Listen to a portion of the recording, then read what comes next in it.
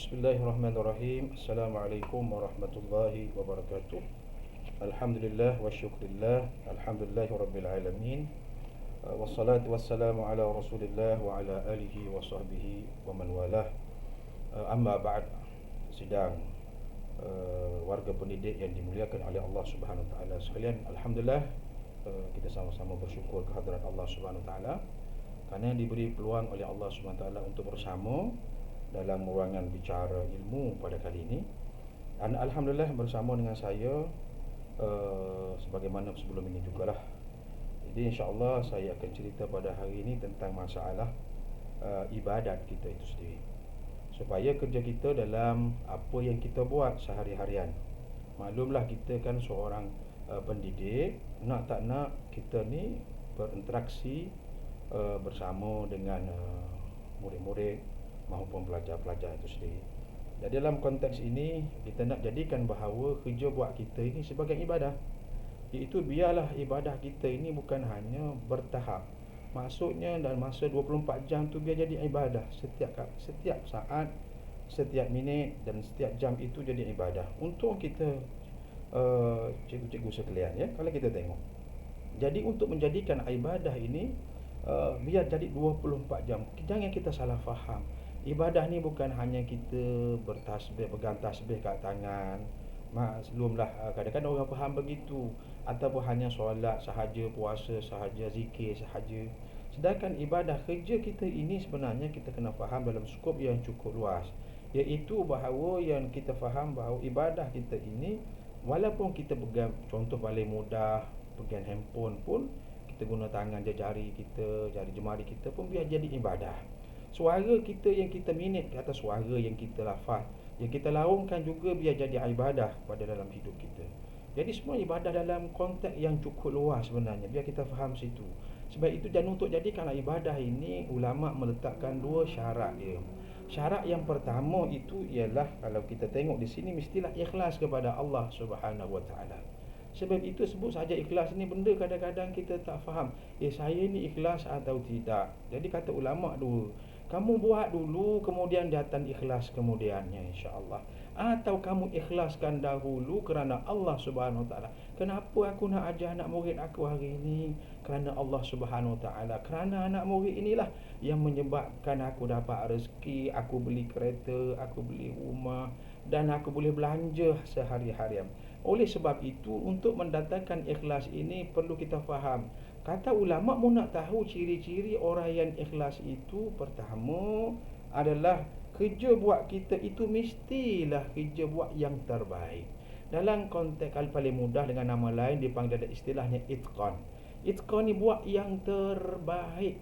Dalam kata-kata ulama ya, biasanya kata-kata cerdik pandai mengatakan bahawa kita nak faham ikhlas ini dalam konteks dipanggil Q, dipanggil Q, iaitu Q yang pertama dalam bentuk Q paling mudah. Q yang pertama iaitu kualiti kerja buat kita. Maksudnya kerja kita cepat selesai, kerja kita betul dengan cara yang kita nak dan sebagainya, dan tak kementerian pendidikan mahu dan sebagainya. Kita buat kerja itu cepat, tepat dan lagi betul. Itu maksudnya kualiti kerja buat kita. Sebab itu Nabi dia buat kerja ni memang top 10 lah. Sahabat-sahabat Sayyidina Umar buat kerja top 10 lah. Kenapa? Sebab dia tahu buat kerja dia ini sebagai ibadah. Oleh sebab itu kita berharap kita sama-sama kongsi di ruangan bicara ilmu pada kali ini, supaya kita nak buat kerja, kita buat yang sebaik mungkin. Ada sedikit kelemahan, itu sifat fitrah manusia, tak boleh lari dah. Itu lumrah dalam hidup kita. Tapi kita nak buat yang terbaik di dalam hidup kita. Contoh masuk ke sekolah pagi-pagi, niat apa aku nak perlu buat yang terbaik untuk anak murid kita. Buat yang terbaik anak murid kita. Rancang bukan hanya sampai di sekolah baru kita rancang, tetapi kita rancang ini bermula daripada malam tu fikir dah apa strategi kaedah yang aku nak beri pada anak murid kita ni. Pelbagai kefahaman dia, mentaliti dia lain, berbeza, dan taraf standard kefahaman juga adalah berbeza. Maka ada yang pantas, ada yang cepat, ada yang sederhana, dan ada yang lemah. Maka kita kena faham, kita kena buat persiapan. Itu persiapan yang kita buat di waktu malam, contoh paling mudah. Hanya sekadar, tuan-tuan dan puan-puan yang dimuliakan Allah, 10 minit kita ambil masa malam, contoh lepas isyak dan sebagainya. 10 minit yang kita korbankan itu, berapa anak murid kita buat. Contoh dalam satu kelas, contoh paling mudah sekarang musim Covid ni mungkin 25 orang dan sebagainya. 25 orang kita ajar. 25 orang. 25 orang pahala setiap saat, setiap ketika yang akan terima itu ialah akan sampai kepada kita suatu hari nanti. Tapi kita buat yang terbaik lah. Kita cari kaedah-kaedah, metodologi yang terbaik supaya anak murid kita faham. Level manusia ni tak sama. Khatibun nas ala qadri uqulihim. Kalau kamu nak berbicara, kamu nak cakap dengan orang, kamu nak berkomunikasi dengan orang, maka kamu hendaklah tengok akal, mentaliti mereka itu. Anak murid kita susah tak susah nak dapat, dia ni susah nak belajar ni, payah sangat nak belajar ni, maka kita ambil satu pendekatan yang lain. Kita pendekatan mungkin orang itu sekali saja boleh faham. Dan hari ini kita kena guna kaedah pendekatan yang lain, iaitu paling mudah kalau kita tengok, mesti aku ni cakap dengan dia, mungkin kan aku perlu kepada 2-3 kali ulangan. Ingat dia cikgu-cikgu sekalian, kita kena faham, sama-sama kita faham. Dalam Quran kata ulama, dalam kalau kita belajar ilmu ulumul Quran, maksudnya ilmu ulum Al-Quran itu mengatakan dalam konsep at-tikrar, ulang-ulangan. Kenapa Al-Quran mengajar kita supaya ulang. Tengok Al-Fatihah kan, kita baca dalam solat, kita ulang. Sehingga di Fatihah ini dipanggil sab'ul mathani, iaitu 7 ayat yang diulang. Kenapa? Supaya kita semakin faham, semakin menghayati ayat Al-Quran itu sendiri. Menghayati apa yang kita baca, menghayati apa yang kita sedang lakukan. Oleh sebab itu dalam konteks ini, marilah kita buat yang terbaik, kita cari yang kualiti anak murid kita. InsyaAllah 10 minit cikgu ruang masa waktu malam, sebelum kita bersama dengan ahli keluarga. Maklum, cuba bayangkan 10 minit itu Allah nilai yang macam mana. 25 orang satu kelas. Pada hari itu kalau kita masuk 5 kelas, 25 kali 5, cuba bayangkan berapa pahala yang kita. Setiap saat Allah nilai pahala. Sebab itu, tapi kita kena buat yang itqan.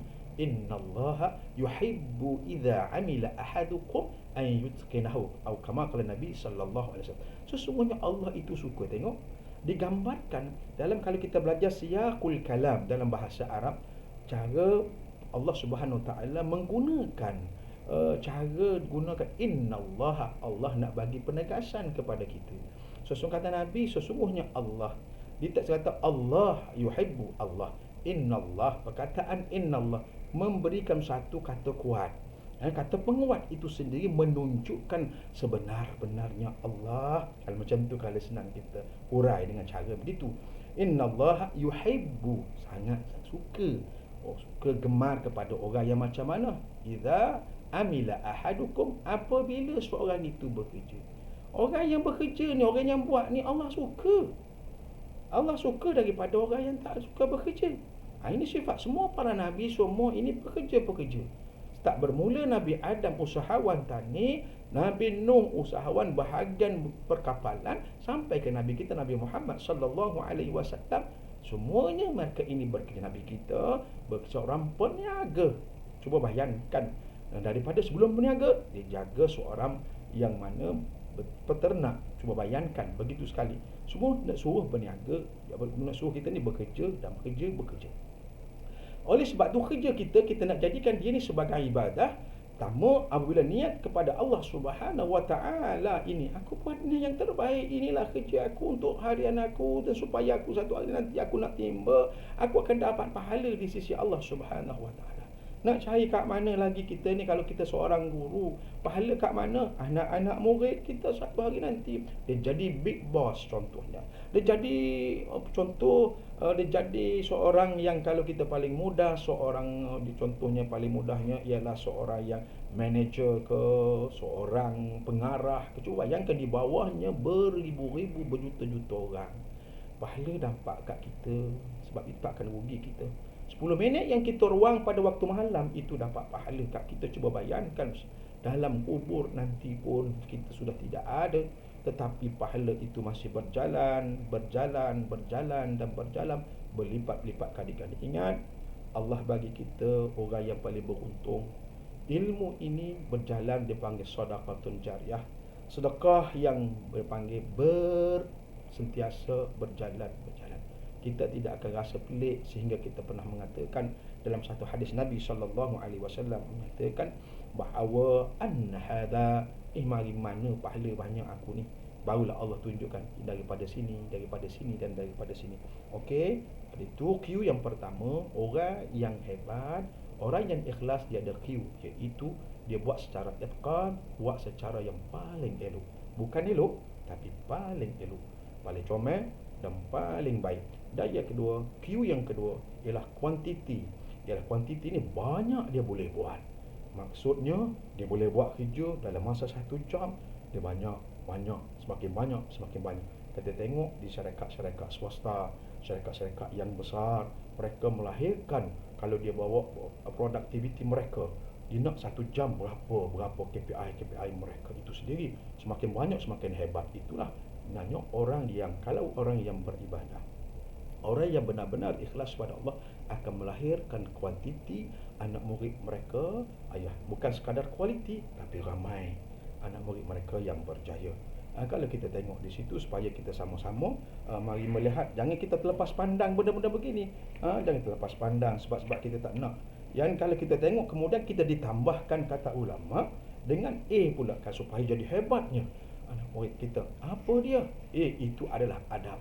Di samping kita mengajar anak murid kita, kita buat kerja yang kualiti, adab yang kita beri, adab yang kita pamerkan ialah akhlak, atau sama adab ataupun adab nilai, ataupun nilai adab ataupun akhlak itu sendiri. Akhlak yang kita pamerkan dengan anak murid kita bukan akhlak yang biasa, tapi akhlak-akhlak Islamiah, akhlak-akhlak yang baik. Jadikan kita seorang guru yang mesra.